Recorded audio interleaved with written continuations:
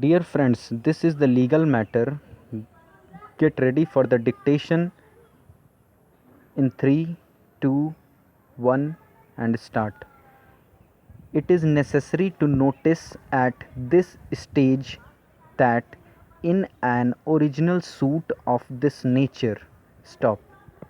It was not appropriate for the additional district judge to pass an order directing the parties to maintain status quo without indicating what was the status quo. Stop.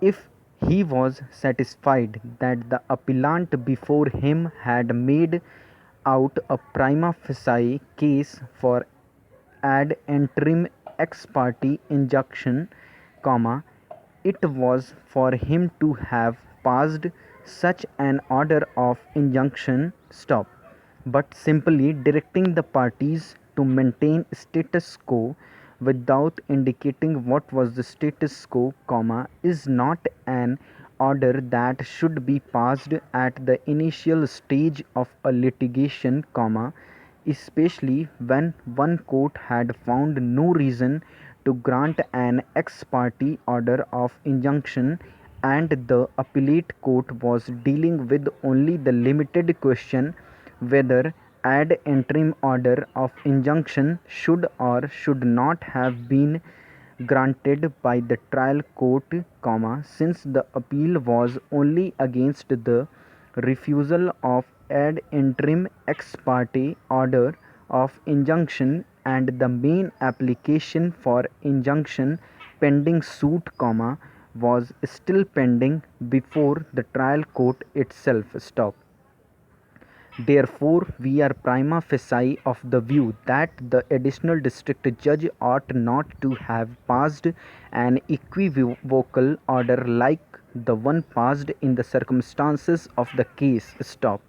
But of course, that aspect has relevance only to the extent that before ordering an interim mandatory injunction or refusing it, the court has first to consider whether the plaintiff has proved that he was in possession on the date of suit and on the date of the order and he had been dispossessed. Unless a clear prima facie finding that the plaintiff was in possession on those dates is entered, an order for interim mandatory injunction could not have been passed.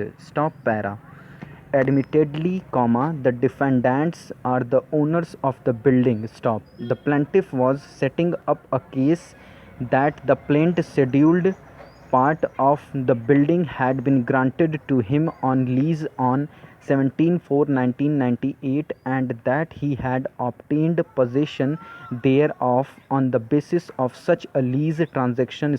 The lease, thus set up by the plaintiff has been denied by the defendants who had pleaded that the plaintiff had been entrusted with some renovation work for which he was being paid and the alleged document relied on by him was a concocted one.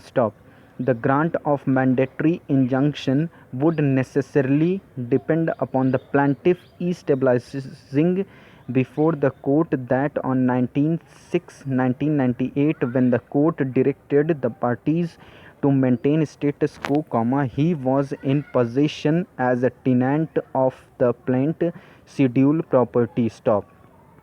Therefore, the first question that the district court had to consider pursuant to the order of remand by the High Court was whether the plaintiff had prima facie established that the building was let out to him as claimed. It is difficult to imagine that such a building of this nature would have been let out in such an informal manner and the transaction not being evidenced even by a rent deed executed by the lessor. Over. Thank you.